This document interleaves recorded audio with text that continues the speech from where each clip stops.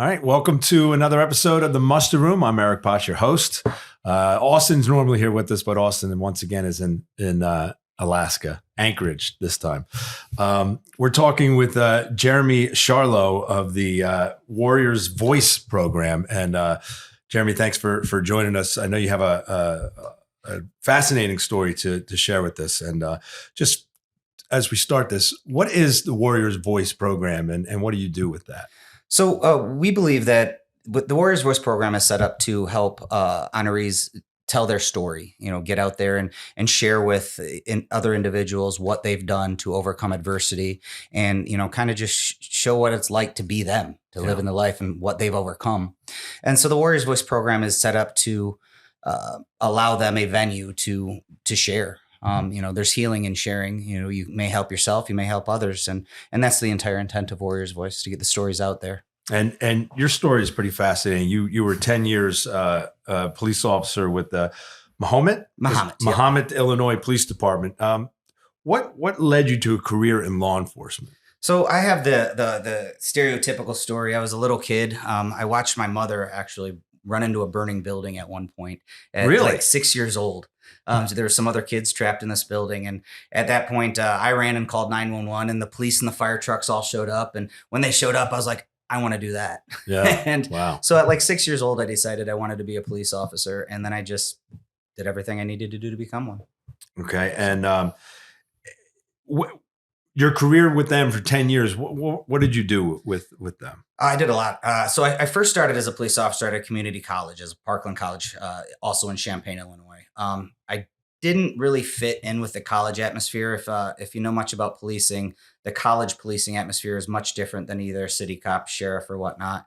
And I was told I was a little aggressive for the college campus. Really? I was actually out trying to solve crimes and whatnot, and they don't want that at a college. They want because it's bad publicity. Yep, it screws up their numbers, and they don't want that. So I left there and I went to a city police department in the village of Mahomet.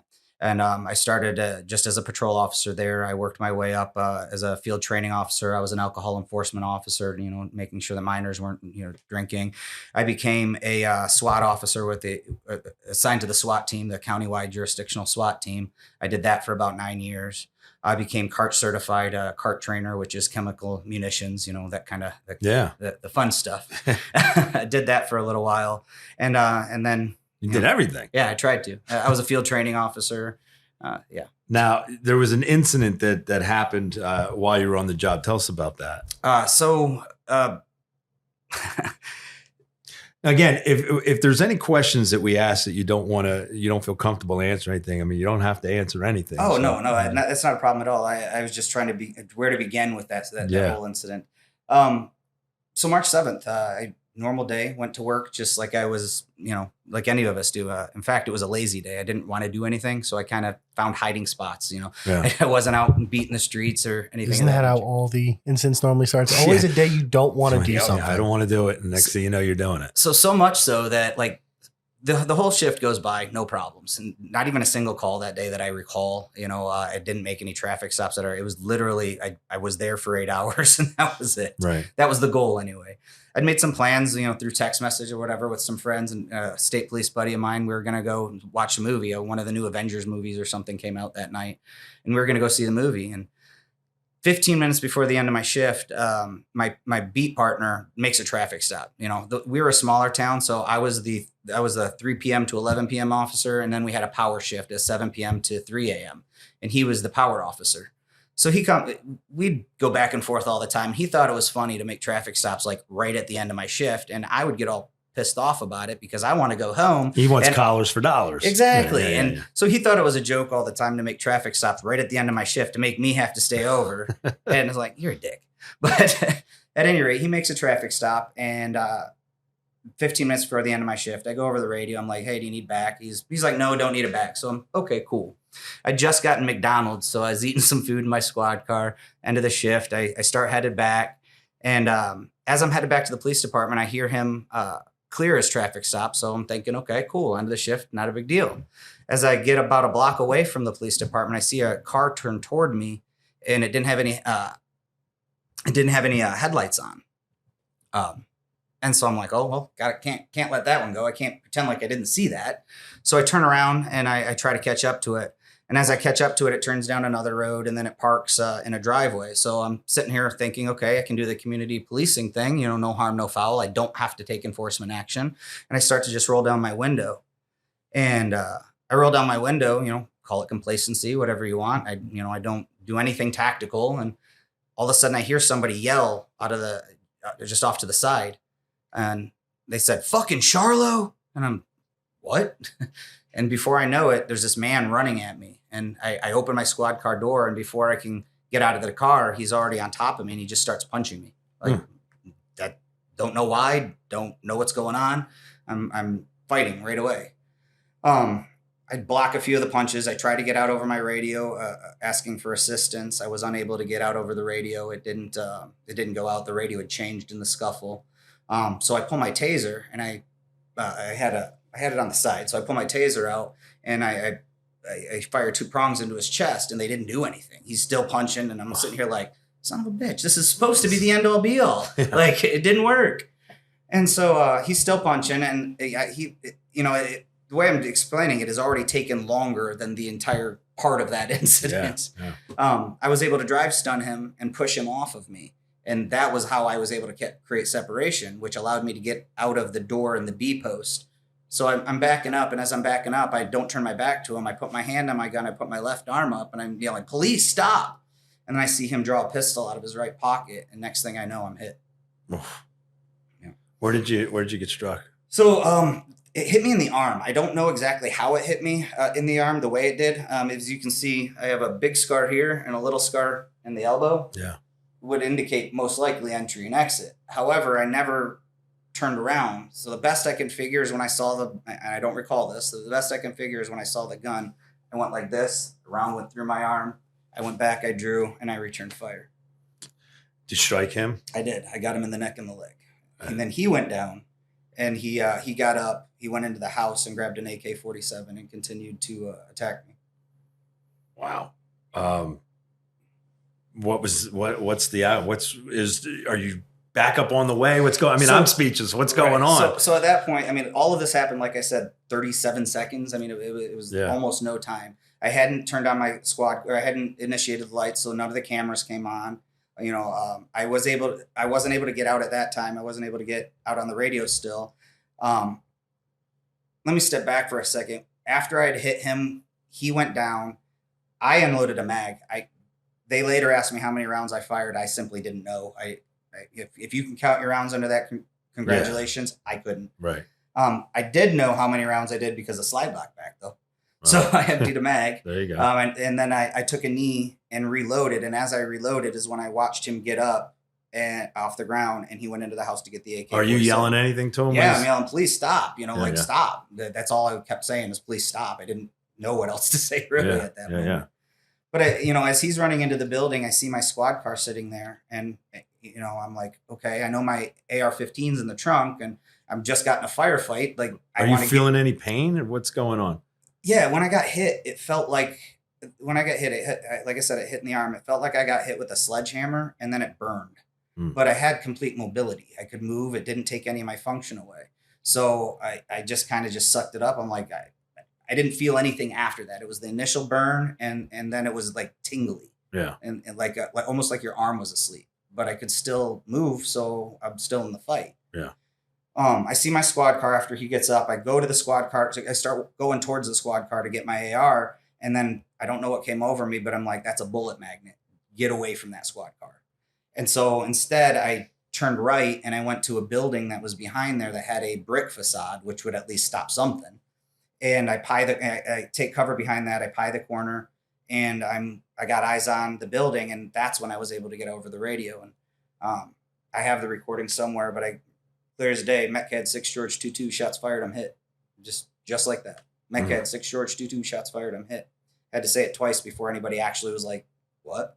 Because there was no call. Like, they had no idea what was going on. And then all of a sudden an officer shot. Yeah. And so I'm pieing the building. I see this. And as that's happening, the night shift officer that was coming on at 11 p.m., because this happened at like 10:52. It's like right at the end of the shift. She's coming on, and all of this had happened in the backyard of the police department. So our police department was on one city block, and the next road over was where he turned, and the house was in the backyard of the police department. So she pulls in and she sees me back. When she pulls up, she sees me firing as I'm backing up.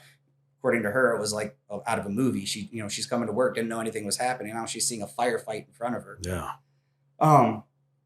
I'd already made it to cover when I found out she was there. She starts screaming back to me, "Hey, come back." And I start screaming to her, "No, come up here. We need to set up a perimeter." And I'm not thinking about being injured or anything. I'm thinking about I want to get this guy. Yeah.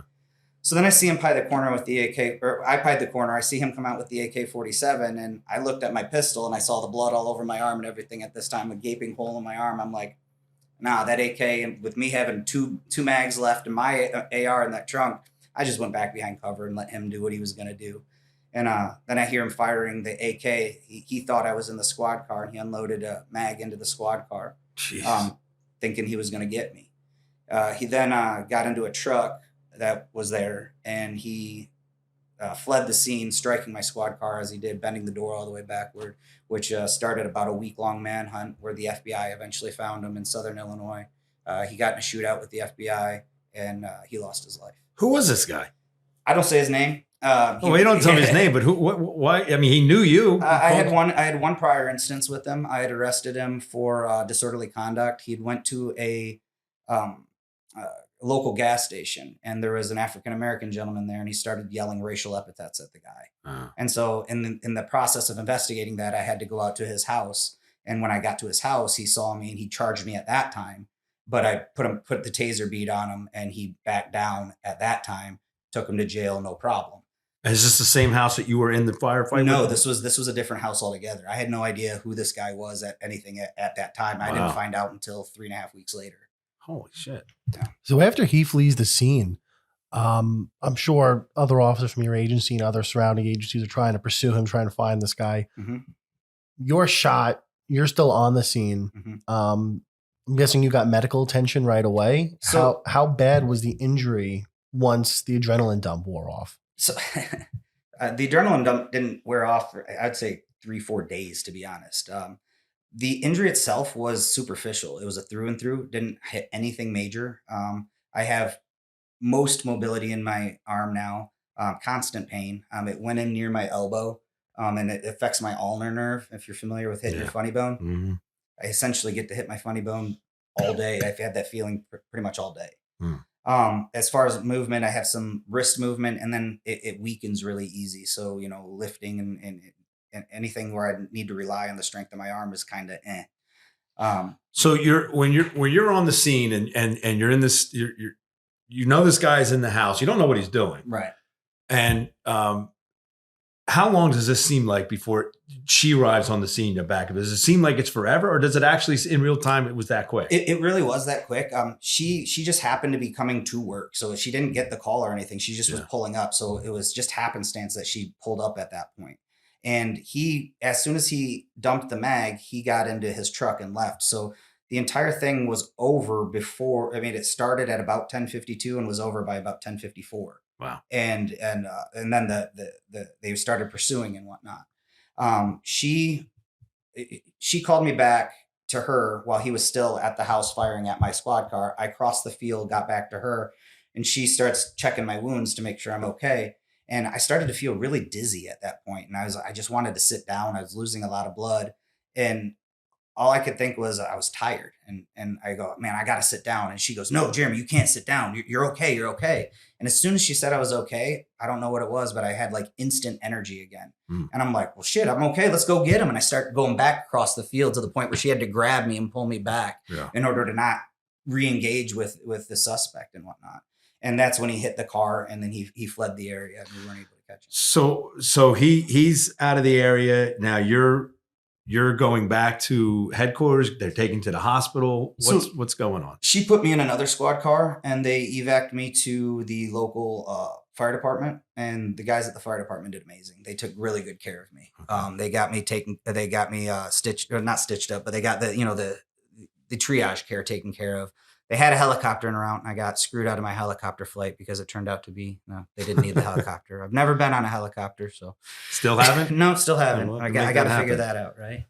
But They transported me to the hospital via ambulance. I was at the hospital for 4 or 5 hours. Internal affairs comes, everybody comes, the state police come. I get interviewed 6 ways from Sunday. Right. And then Your family notify your family there? so I was give in me the a sense of what's going on in that I was hospital. in a process of a divorce at that time. And I happened to have a girlfriend as well. Oh no. So there was a little bit of some question, like what we're going to do when the girlfriend and the That sounds pretty stressful. Yeah, that was a little stressful. But my daughter, a friend of mine notified my daughter. My daughter was 15 at the time. 16. I'm sorry, she was 16 at the time, and she lived with her mother. And her mother, for whatever reason, didn't want to get up, and so my ex-wife actually went and picked up my daughter and brought her to the hospital for me. And my daughter comes in the room, and I'm sitting there, and at this point, I'm laughing, and I'm higher than a kite because they've pumped me full of morphine or whatever they were giving me.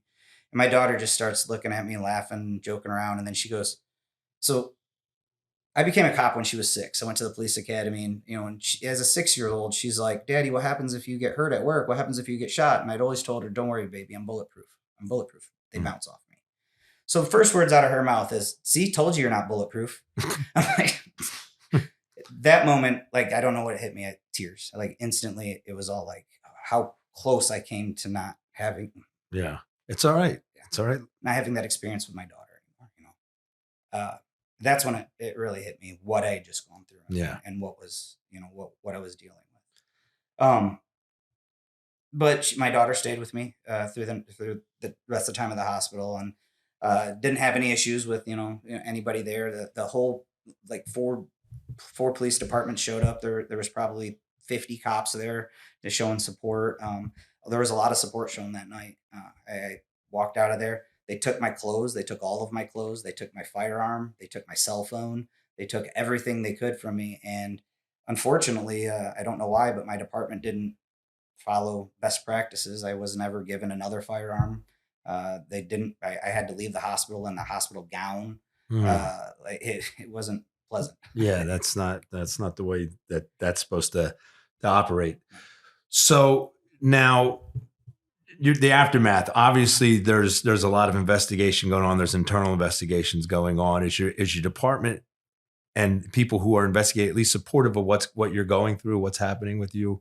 So do they recognize? I mean, I'm assuming that there's going to be some mental issues now creeping in on you. Is that? Yeah. So I get out of the hospital, in the first 24 hours, I just felt ecstatic. I was just, I had the most energy. I felt happy. Like I was just happy to be alive more than anything. And then I crashed hard. I think it was Tuesday morning. I just crashed hard. And then paranoia started creeping in. The guy was on the run. He knew where I lived. He knew my name, so he could find out where I lived. And I even though the department didn't issue me another firearm or make sure I had another firearm, of course I had my own at home. And it was to the point where if anybody even knocked on the door, I was answering the door with a pistol in my hand, just because I was terrified that this man was coming to finish what he'd started. And almost immediately the nightmares began. I started having horrible nightmares, to the point where I was waking up in sweats. I still deal with the sweats completely, even last night. Well, not last night, but it's very frequent. Sure. The nightmares are horrible. I had some nightmare at any rate. I reached out to my police department, and I'd been ordered not to speak to anybody, including psychiatrists, anybody, until the state police had finished their investigation and my interview. But how many days after this is this now? Well, this is 3 days after the incident. I've been told they offered no critical incident stress management or anything to you. Nothing. So I say, on Wednesday, I kind of reach out to the chief, and I'm like, "Chief, I'm struggling here big time. I need help." And he's like, "You can't talk to anybody until this appointment on Friday." They finally set it up where I would talk to investigations on Friday. So I talked to So I get to the police department that Friday, and the first thing the chief does is he's like, "Hey man, you want to come see your squad car?" And I'm like, "Okay." And I go out. He takes me to the garage, and I see my squad car with 7.62 bullet holes right through the doors, right through my in-car computer, right through my driving column, right through my seat. And then the doors bent back, and I'm sitting there looking at that, just amazed at how I'm alive. That hit hard. Just seeing that car in the fashion it was, it just hit hard. Given everything that you were going through and the nightmares and the paranoia, that probably wasn't the best thing for him to bring you to see. Yeah, probably at the not. moment. I mean, I there is a thing called exposure therapy that I later learned, but usually they don't say, throw somebody in with both feet and no life jacket. It's usually a controlled thing that you do over time, not all at once and in that way. And I think, in my opinion, partly it's part of that toxic masculinity type thing of it, and you can't be hurt. Therefore, let's look at this. We're on the same page when it comes to that, because how large is your department? Because I mean, I'm in a very large department, right? And unfortunately, we deal with police officers being shot in the line of duty multiple times a year. Unfortunately, 7 sworn, and the chief is the size of the department. I was the only police officer in Mahomet history to have been shot. From my experience with Law Enforcement Officers Weekend and through work, I see that a lot of smaller departments don't necessarily have the experience, which fortunately they don't have that experience. I mean, no one ever wants an officer shot in the line of duty, but they don't know the best practices when it happens. Like, critical incident stress debriefings aren't something that should be optional. It should be something that's mandatory after incidents like these. I fully agree with you. And I do think there was some of that, but the chief of our department had already done 30 years at another larger department. So he's very old school, very old school and kind of like, this shouldn't have bothered me type thing, Suck it up. Essentially, yes. Yeah. Yep. Suck it up, deal with it. It's the worst. It's the worst. It's the worst thing for police departments to have the old dinosaurs that remain in the police departments to tell you, suck it up, buttercup, because that's not how we deal with this. We are humans and we have to deal with it through, however, talking to other people. That's the purpose of the Muster Room podcast, is to help people who don't have the backing of their administration or don't have the resources to get a critical incident stress management team in there to help them. So let's get back. Let's focus back in on you. Now he shows you the car. Yep. What are you feeling inside? I mean, are you feeling, thank God I'm alive? Or are you like, Dick, I don't need to see this. I need help. So confused. I was very confused because I had multiple feelings. One, I felt like a little bit of a badass. I just got in a real Western gun. I mean, it was like we were 15 feet from each other, facing each other in a road, firing at each other with no cover. It was a Wild West shootout. And, and I survived it. Not only did I survive it after I was hit, I put rounds on target. Do you think that if you had killed him, that your mindset would have been different? Or do you think it would have been even worse? I think it would have been worse, actually. Yeah. I think the thing that got me the most was I was complacent. They talk about keeping yourself in the mode to go. I don't know if you guys still use it, but there's the old adage, the green, orange, and red. And you want to patrol in orange. You never want to be in green because you're not looking around. You're not keeping your head on a swivel. But you can't stay in red the entire time, because if you do, you're going to wear yourself out. Right. So I feel complacency is what got me. I didn't expect it, and I pulled up. I rolled down the window thinking I was just being nice to somebody, saying, "Hey, your headlights are out. Get them fixed." And now I'm fighting for my life. What would you have done differently? What would I have done differently? The problem is that's part of the confusion. I don't know that I would. I can't tell you how many times I've done that exact thing where I just pull up and say, "Hey, guy, this is wrong. Don't do it anymore." Had you been in orange at that time, what do you think you would have done? I would have done an actual traffic stop, initiated a traffic stop. I would have had a back on route already. The lights would have been activated. I would have exited my squad car right away instead of rolling down the window. I wouldn't have been caught off guard.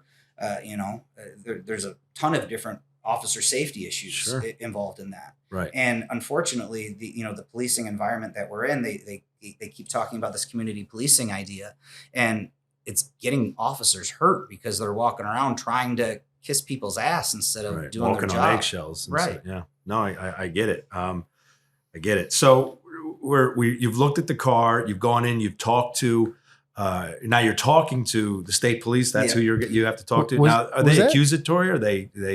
Was it normal for them before you answer that to wait almost a week to do an interview with you? I don't know. That I found that odd as well. I don't know if it's normal. It's the first time and only time I was shot. So and I didn't. Doesn't sound normal. Yeah, I can't imagine it being normal. You did mention the critical stress debriefing. After that, they did schedule a critical stress debrief for like the week after. So here I am like a week and a half out when they're having the critical stress debriefing that you did talk about. Did they just bring you, or did they bring other people? They brought me in. They brought the other 2 officers who were on scene in. They brought some of the dispatchers were invited. They invited some of the EMS. But I'm going to tell you, I hated every second of that. I did not want to be in that room. I didn't want to talk to the other people in that room about it because, again, I walked in there feeling weak. Like, here I am having all these problems, and I didn't want to tell these are my peers, and I didn't want to tell them what I was dealing with. I think one of the reasons you might have felt that way, I feel like in policing, we go through this mindset, this macho mindset all the time, where it's instilled with us, even in the academy. It's kind of instilled with you the entire time. And then when there is an incident and something like this is brought in, sometimes it feels like it's a 180 reversal from what's been inbred in you the entire time you are a police officer. Mm-hmm. And I feel like some of these tools should be put in your metaphorical gun belt from the time you're in the academy. Absolutely. That it's not stigmatized and it's normalized from being in the academy, that it's okay to talk about things. Yep. Because if you don't talk about them, it's going to eat at you. Yeah, and it's very important that you share the fact that you didn't want to be there, that you were resistant to it, because there are other officers who are going through similar who may hear this thinking, yeah, I don't want to be there either. Yeah. Did it help you? I didn't think it did. I had some anger with the officer who originally made the traffic stop. I was his FTO, and I actually didn't recommend they keep him because of some officer safety issues I had felt. Okay. He'd already washed out of a previous department from officer safety issues, and then we picked him up, and I didn't recommend, but I was overruled by the chief and whatnot. So, and this ended up being the same vehicle he had stopped before. No, it was his brother. It turned out to be the guy's brother, but the vehicle went to the same house. It was the guy's brother who attacked me. But there were some other things about the traffic stop that I later found out, which indicated, again, poor officer safety on his part. He should have called for a back, and had he called for back, now we're at least 2-on-1 instead of 1-on-1, or 2-on-1 against me. Right. When he made the traffic stop, first of all, the individual he stopped was being belligerent, just like yelling at him. And that is the guy who attacked me. The vehicle I was trying to follow was the brother. I transposed that. I'm sorry. So while he was doing the traffic stop, this guy was just being belligerent, yelling at him, cussing at him, telling him, all this stuff. And he says he doesn't need it back. Well, that doesn't sound like a very... Right. So that's the first part. Then the second part is the brother, while he was on the traffic stop, the guy in the vehicle called the brother, and the brother came up to the traffic stop. So now you have 2 vehicles on your traffic stop, and he still didn't call for a back. So he still didn't need help. So there's a second officer safety issue in my mind. And then he cleared this traffic stop with a warning and no enforcement action. And when the guy he stopped went one direction, the brother went the other direction. It was the brother I saw. And I even went over the radio to make sure I wasn't stopping the same vehicle to address the same issue. It turned out not to be the same issue. So, right. And that's how we got into there. So in addition, there are some training questions, I felt like there was some training issues that needed to be addressed and were not. So I was stuck in this room where they wanted me to talk about my emotions, where I wanted to look at the guy and say, you fucked up and got me shot. And so I didn't want to be there at all. Did you ever get the opportunity to say you fucked up and got me shot? No, I didn't. I didn't because I didn't. Is he still there? Last I know he was. Yeah. Last I know he's still there. But I haven't talked to him since then. I don't think. I think maybe we've talked once or twice. Just, hey, how you doing? And I don't really have much to say to him. No. It's not his fault that I got shot. I know that he didn't pull the trigger. However, had he followed the things I taught him and call for back, right. Like just something that simple. But do you also, and I don't want to sound like I'm being adversarial, do you also feel that maybe you did much of the same thing? You didn't call in to stop or anything like that. So are you angry at yourself, at him? I mean, this is what we're trying to get at. Like, what are the feelings you're feeling? I mean, yeah, you're right there, because there was that. I knew that I'd been complacent, and in my complacency, I got myself hurt. Right. So there was a lot of blame that I could place, and I was placing blame on everybody, including myself. I was feeling guilty about what I had done. Instead of putting it on the shooter, you're putting it on everybody else. Yep, I'm putting it on everybody but the shooter who pulled the trigger. You know, if we would have done this differently, this wouldn't have happened. If I would have done a traffic stop, it's less likely that I would have been caught off guard and I may not have gotten shot. Right. If he would have done something different, you know, maybe I wouldn't have gotten shot. Sure. But, you know, for a long time, and I did put a lot of the onus on him because the whole series of events started when he made that initial traffic stop. And had he done it differently, I never would have even been in the position to have gone forward. And again, it's not his fault, you know. No, I understand what you're saying. I mean, these are natural feelings that you're going to feel. Right. And so, you know, and to share those so other people understand that, you know, what you're going through is normal. It's not abnormal to feel how you're feeling. Right. You feel that way because it's normal. Absolutely. So, one thing you mentioned before that you were an officer for 10 years. Well, 13 total, 2 different departments. 13. Yeah, 10. After this injury, were you able to return to full duty? No, I never returned to full duty. What did that do to you in your mindset also? I mean, this incident took away the career you wanted. How did that affect you? I still struggle with that one. Why can others handle it and I can't? I don't. Am I weak because of that? I don't have an answer. All I can say is that we're each wired differently, and it's important to not give up when you're feeling that, because that's when it gets darkest, when you start doubting yourself, doubting what you did, doubting your abilities, and it gets dangerous really quick. yeah, I want to take you down that path, but I want to back it up a little bit. Now you've interviewed with the state police. Are you left on an island once that's done? Are you left on an island by your department? Almost, you know, even if you're not, do you feel abandoned? Yes, completely. First of all, we only had 7. I later found out. So I start going to a doctor on my own. Department makes no mandatory, doesn't say you have to go to see this. Nope. So I start going to a doctor on my own just because I start having these nightmares and everything. And I'm like, this isn't okay. I now hadn't, when I started to go to the doctor, I hadn't slept in 3 days. I'm not talking like, a couple hours here and there. I literally hadn't slept in 3 days to the point where I started hallucinating. And that's when I was like, oh shit, I need to get help because this is non-sustainable. I got to back you up one second. Now has he been shot and killed yet? Yes, or that's done. You know he's okay. I know he's gone. Right. But so the hallucination event I'm talking about is called a hypnagogical hallucination. When the body is so exhausted, it tries to reset itself, and even when you're awake, it can start going into REM cycles, and that can cause dreaming. Which the danger there is you're dreaming and you may act out the dream. And so I was actually carrying my pistol with me. I was still a police officer at the time, you know, and I was still terrified of my shadow. And so I was always carrying a pistol with me.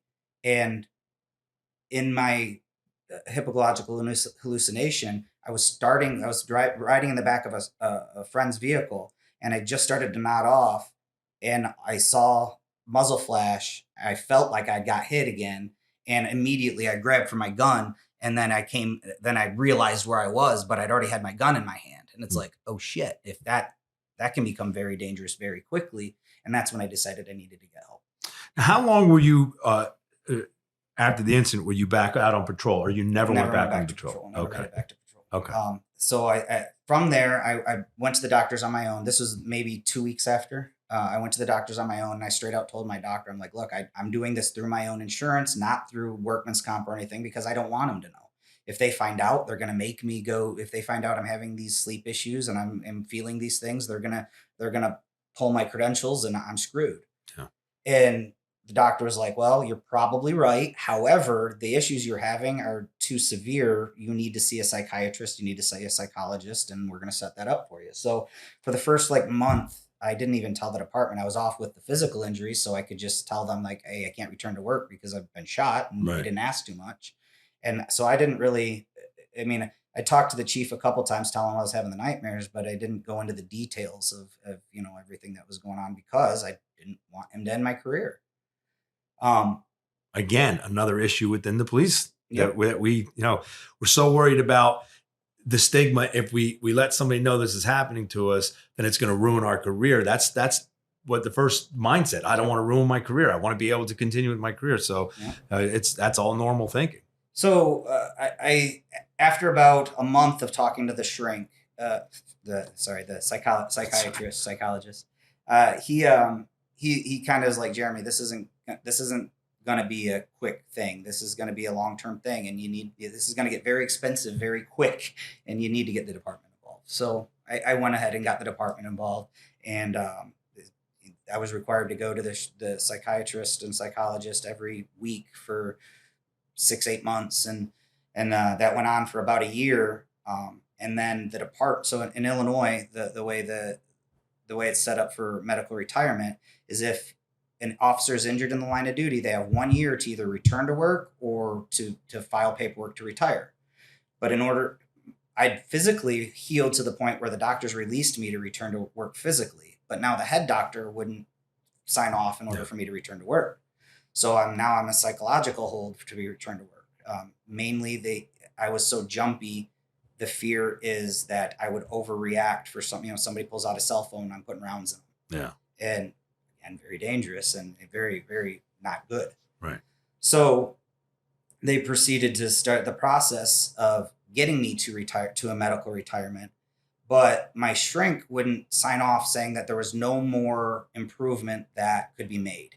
And that is the key for the retirement to be able to kick in. The doctor has to sign off saying no more improvements can be made.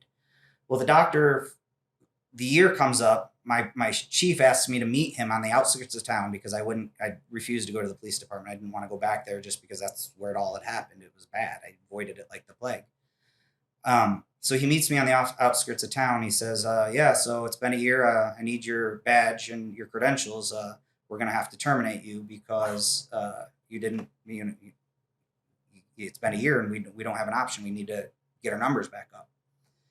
So they, at that point, they let me go.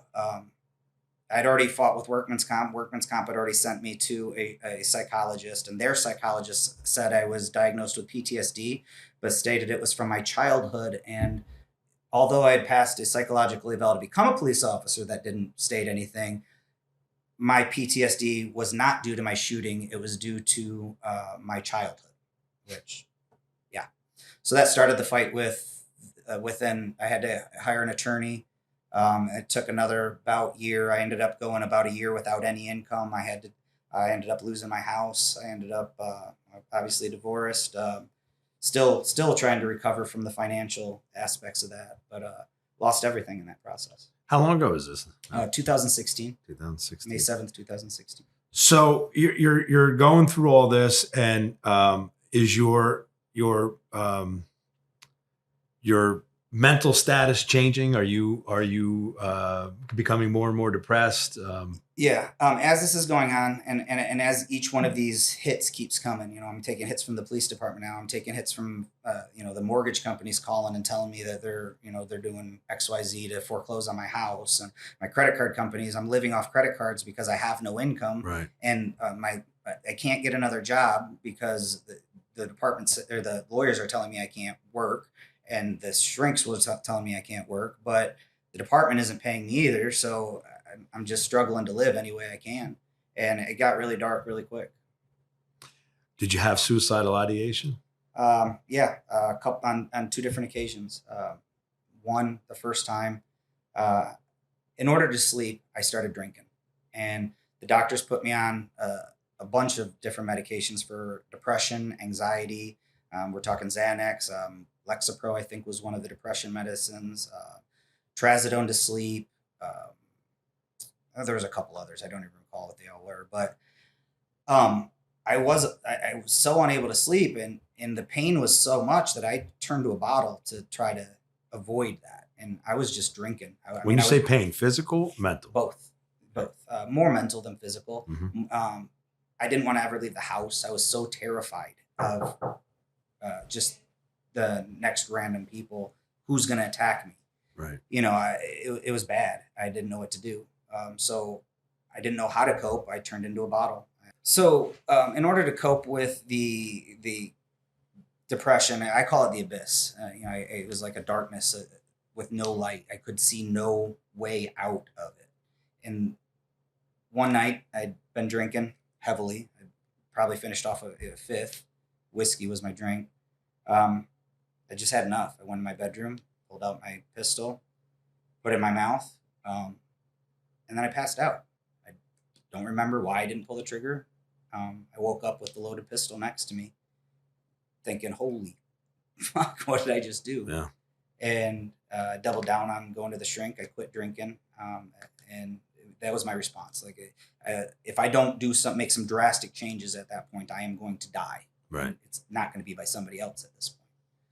So I start doubling down with the shrink. I decided at that point that alcohol and the Xanax and all the medicines mixed together was probably a contributing factor, and that at least while I was under those situations, alcohol could not be part of my path. Otherwise, it was going to end badly. So I quit drinking pretty much altogether. You know, now and then I'll have a drink now, but not anything like it was where I'm drinking a fifth a night. Yeah. And I would say getting out of the alcohol probably was the single best thing to do to help get out of the depression.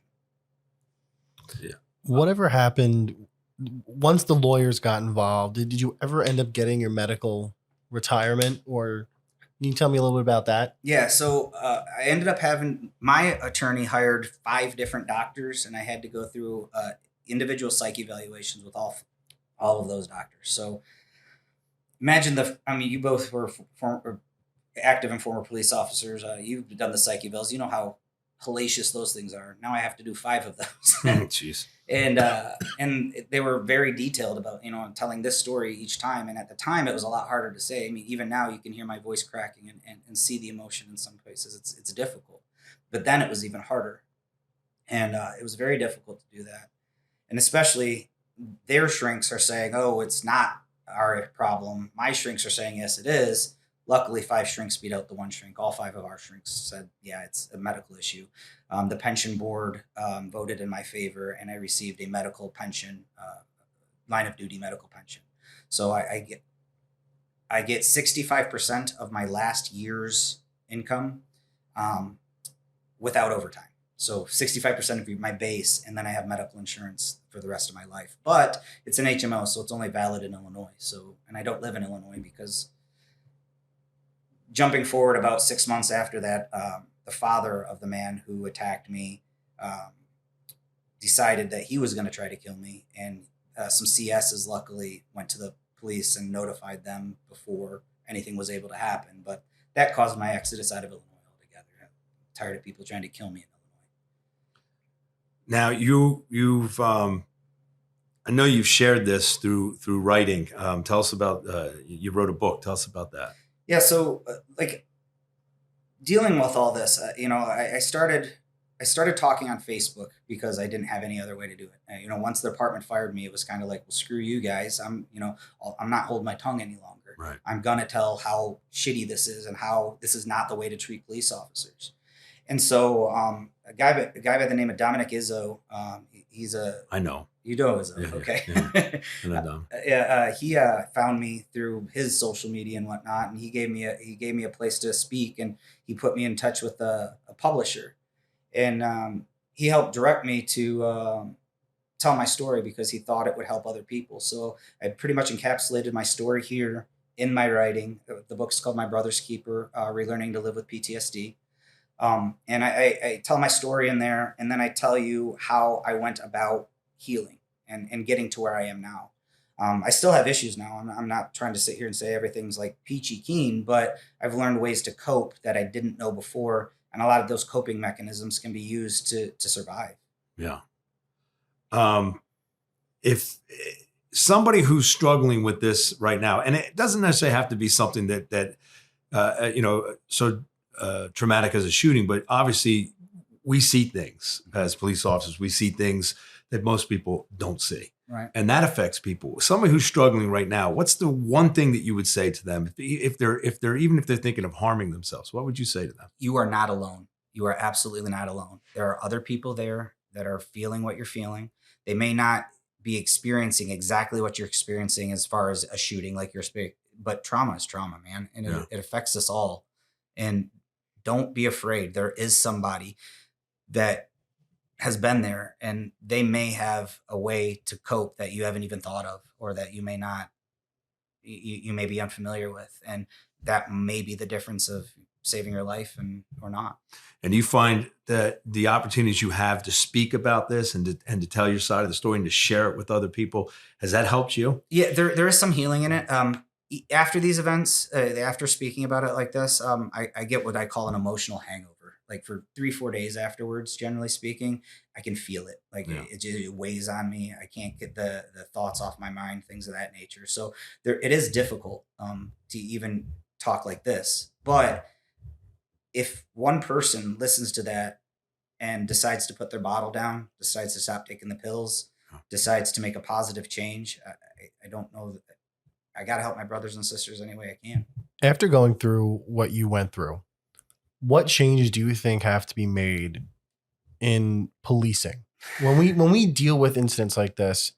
I mean, through Law Enforcement Officers Weekend, we deal with officers that get shot in the line of duty, critically injured in the line of duty every year, officers that are killed in the line of duty. Mhm. What systematically needs to happen to make it better for healing for the officers that do survive their injuries? I think firstly we need to do. There's some laws that could be passed in order to help. Mainly, we need to look at right now. When an officer is injured, they go through the process. Especially with mental evaluations and whatnot, they have to prove that the injury, the mental health injury, is due to their policing. Any cop that I've known at any department that's worth a damn sends their officers for mental health evaluations before they become an officer. That should be used as the baseline. If you hire an officer thinking and you've tested them, and then 10 years later they have some sort of a mental health issue, why is it assumed that that mental health issue is anything but the trauma that Right. they've been dealt with since you evaluated them and found out they had no issues? Right. So I think we need to start by having a presumption that an officer, changing it so that there is a presumption that an officer who is diagnosed with PTSD, the presumption is that it was a department on duty related issue rather than the officer having to fight to prove it was. I know in New York, I'm not sure if it's just New York, if other states have this. We have what's called the Heart Bill. And basically what the bill says is that during your employment, I believe after your employment also, if you have a heart attack or develop heart-related issues, it's considered a line of duty injury that was because of your employment. Correct. I I think something like this for mental illness and PTSD and probably other conditions should be included in something like that. I mean, Absolutely. the- I've written a couple articles, including an article for the Law Enforcement Training Institute right here out of Texas. And in that article, I make a recommendation for exactly as you're speaking. There should be a presumption, and it should be codified that there's a presumption that an officer is the injury is due to their work rather than outside of work. well, another issue we see too is that everything's different state to state. Yep. Well, Yep. I have in New York what Eric, what you had in New Jersey, what you had in Illinois. Yep. It runs the gambit. Yep. I mean, through Law Enforcement Officers Weekend, we've dealt with police agencies that they hire an officer, and the only thing they're legally supposed to give them is a shield. Yeah.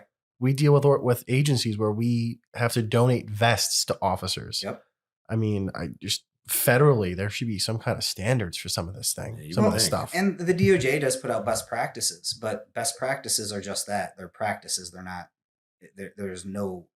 They're not compelled to follow them. I mean, we've already talked about like one of the best practices after a shooting. Yes, you have to take the original weapon that was used in that shooting, but the first thing you should do is return a weapon to that officer's hand just to avoid the mental screwing that it will do to that officer. What I'm no longer am no longer a police officer. You're taking my guns from me now? 1995, I was suicidal, and they took the gun, they took the badge, told me to suck it up.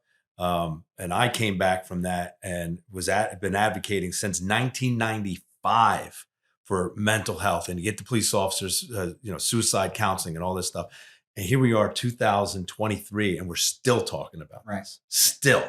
And it's not changing fast enough. We got to get it to change quicker. And then as they try to defund us, where do you think those funds are coming from? Yeah. They're not going to stop buying squad cars. They're Right. not going to stop buying handcuffs. They're not going to stop. What they're going to do, they're going to stop any services offered to the police officers. Absolutely. So the first thing that's going to go is any mental health, anything that is not directly used for the public, and the officers are going to be left. And at the same time, they'll push you to do more overtime. Yep. Make more arrests. It's got to change. And again, I don't want to toot our horn too much, but that's the purpose of this muster room, is to get this word out there to people. There is help. We need to start flipping the script, changing things, and we need to empower police officers to find their inner selves, their inner, I don't want to say mental fortitude, because we all have the mental fortitude. It just, when something happens, we have to recognize that we're humans. We're not just police officers. Right. The badge is what you do. It's not who you are. Correct. Yeah, so absolutely that's what we need to make clear to people. And speaking about that and how we can help each other. Yeah. How did you get involved with Operation Enduring Warrior and now what you're doing with Warrior's Voice? Because you're helping not just first responders, but veterans and tons of people going through these kind of situations mentally and physically. How did you get involved with them? So as I mentioned, I started essentially bitching about all this on Facebook. I mean, there's no other way to put it. I didn't think anybody was really listening, but it turns out there was a lot of people listening. And I started getting other officers just saying, hey, we're dealing with this. And, they wanted to talk. And I was like, well, I was shocked at the feedback I was getting and the response I was getting. And then randomly I get a phone call, or I get a message on Facebook through that process. And it was a guy named Chris Thorpe. And he tells me about Operation Enduring Warrior. And he's like, I'd like to set up a phone call with you, with another one of our leaders, another guy in our leadership, also named Chris. His name's Chris Jacobson. He's a Lodi police officer, former SWAT lieutenant. And so these guys, both cops, they call me and they start talking to me. And I'm right away saying, no, I don't need the help. I got this. And they're like, no, we're not asking to help you. We think you can help us. And I'm like, oh, well, shit, I'm in on that. Let's do this. And so the conversation goes on a little bit. And one of the things that I didn't mention, and I'll mention now, is I'd actually, because of the drinking and what I was doing, I ended up getting a DUI. I was arrested, and as I should have been, because I was drinking and driving. Like, that was the correct response. There's nobody to blame that except for me for that. Yeah. And I need to make that clear. So anybody's like, oh, the cop gave me, no, you earned your own DUI. But there was extenuating circumstances that could have avoided it. However, bottom line, I chose to drive the vehicle, and drunk or not, that was on me. So these guys reach out to me, and I've still been doing the outreach stuff, and I didn't think they'd want me. Here I am, a wounded cop who's done nothing but complain, wasn't good enough to hack it, got a DUI, tried to kill himself, and these guys are like, no, man, we think you can help us. So I'm like, all right, here's the bomb. I got this DUI. You're not going to want me. And they're like, what are you talking about? Like, half the guys here have drinking problems and shit. That's why we're trying to help them. Right. And I'm like, okay. So made it past that hurdle. And then a couple days go by, they call again, and they're like, oh, here's the honoree packet and blah, blah, blah. I'm like, wait a minute, you said honoree. Like, I thought I was helping you. Like, yeah, you're going to help us by becoming an honoree. And I'm like, how does that work? I feel like a bait and switch here. And they're like, well, maybe a little bit, but you're an honoree now. And I'm like, okay. So they take me out, and my first event was in Ketowah, Kentucky. It was a Warrior Dash with them. And just like others have said in the past, I show up there, and 5 guys in gas masks, 3 in military gear and 2 in blue, walk up and can't see their faces. They all have call signs, so I don't know who they are. They're meant to be anonymous. They walk up and they're saying, all right, let's do this. We're going to get you through this. And at that time, I was fairly obese. I wasn't in the shape I am now. I couldn't run a mile to save my life at that time. My physical fitness had went down. It'd been 2 years since I'd been shot. This is in 2018 now. And so I'm like, all right, we go out on this course and we're running along and it's like 100 degrees out. These guys are in full gear, like gas masks and everything. It's like a 4-mile course or something like that. And I want to say at like mile 2, one of the guys pulls his gas mask out a little bit and I can see the vomit coming out of his gas mask. He clears it out, reseals the gas mask, and is like, let's go, let's do this. And I'm like, holy shit. Like this is what these men are willing to do to ensure that I know they're there for me. Wow. And we finished the obstacle course, and in one part of the obstacle course, I end up, it was some monkey bars. I go to grab with my right arm. I hit the ground hard because I couldn't. And they swarm me to make sure I'm okay. And then the dude takes his own gloves off his own hands. He's like, you're going to try this again. And I'm like, man, you just saw me fall. He's like, we're not ending like this. Like, you're trying it again. So now I have his gloves on and I start going and like they're standing right next to me, making sure. And sure enough, I was able to get to the end and with their help, making sure I didn't fall and all that stuff. And it was just like, wow, these men and women are putting their money where their mouth is. Wow. They're not just saying we're here to help. They're showing. And at that point, I decided this was the organization for me. I wanted to be one of those guys in that mask to help the other guys. And I was going to be on a path to do so. And I fully committed to being part of Operation Enduring Warrior at that point. And I've been with them since 2018 now. I've done Spartan races in Texas, New Jersey, Florida, Jersey. Yeah, right. I've done an event called Warx for 4 years now. That's in Ohio. I've been to a barbecue in Houston with them, with the PTSD of America Foundation, very good organization for vets. Unfortunately, they don't help first responders right now, but they do great work with our veterans. We should try to get them on. Right, they're very good guys. They're a good group of guys. And then they as time went on, the organization was like, hey, this is more ways you could help be involved. And so I became the assistant project manager program manager, for their Warrior Voice program, the speaking program that we talked about. And after the program manager left, they offered me the position, and that's the position I hold now. Within the last year, I saw a need. We had a scuba program. I'm trying to revitalize that. So I took on that. I'm also the program manager for the scuba program. And busy man. Yeah, trying to be. All right. Well, tomorrow's the big event, this gala event. Tell me a little bit about that. So this is our 10-year anniversary. Operation Enduring Warrior was founded in 2009, 2008, 2009. It had a different name then. I forget the name of it. It didn't become Operation Enduring Warrior until a couple of years later. And as soon as we're done with this, I'll remember the other. It always happens that way. But we have. In the last couple of years, we decided to, in an attempt to raise some funds and also give out a couple of awards and just meet together and celebrate what we do. We decided to put together a gala, and this is our 10-year anniversary. We have some relationship with Black Rifle Coffee Company, and we were able to use their ranch, fortunately, to host our gala. We have a few speakers out there. Casey Allen, a country music star out of Nashville, I believe. He's going to be performing for us. It's just going to be a good time where we get to, enjoy some food and hear some stories. It's awesome. Yeah, I'm looking forward to it. You look forward to it, Joe? I'm looking forward to it. I think it's so awesome what you guys do. I mean, yeah, me too. Like, I think one of the best paths towards healing is to help others, and it helps find purpose also. And I think by doing what you guys are doing, you're helping so many people, and it's awesome that there are organizations out there like yours. Jeremy, thank you very much for coming on. Really appreciate it. Thank you very much, guys. All right. Thanks. Thank you.